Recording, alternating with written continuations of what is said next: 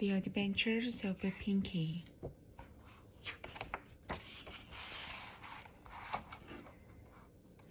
It was a gray, gloomy day in Sandpiper Bay, and Pinkie was exploring inside the lighthouse when she found a door she hadn't seen before.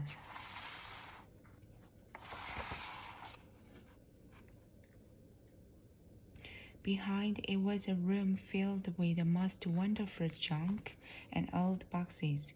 One box stood out from the others.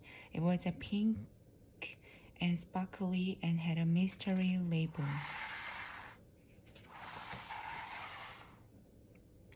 Pinkie opened the box and found some old photos, a pink top hat, and a magic wand. Maybe I can be a magician, she said to herself. I wonder who Marvety was and what is a tricky trickster. Pinkie didn't notice something move as she tapped the pink hat with a wand.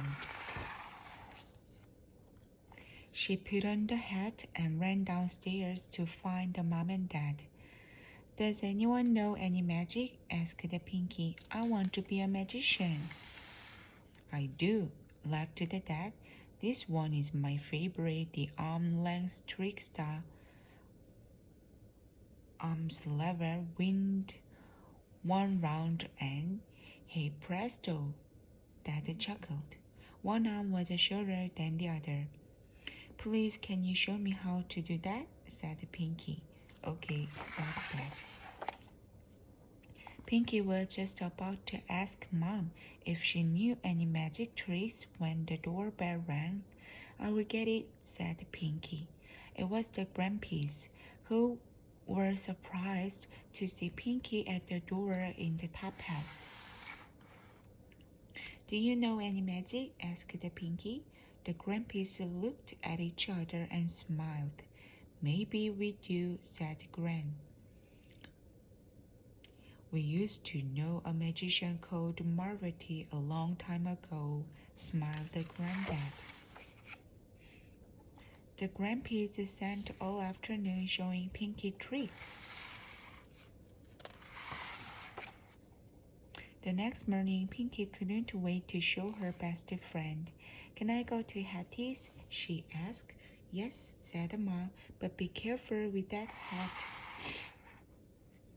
Hattie was in the garden when Pinkie told her all about Marvety's pink sparkly box and the magic she had learned.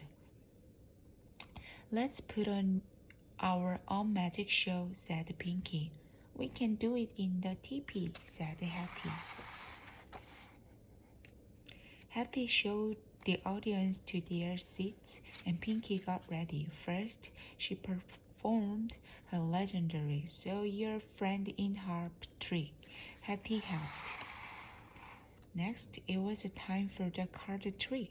Pinkie asked the audience to think of a card, and then she told them what it was. The audience clapped and cheered at Pinkie T, and Hattie followed the magical song. It was a time for Pinkie's next trick. She removed her top hat and tapped it, but it wasn't a scarf that she pulled out. It was a wiggle-giggly, spotty pink rabbit. He bounced around the stage, dancing and giggling. Who is that? Laughed the Hattie.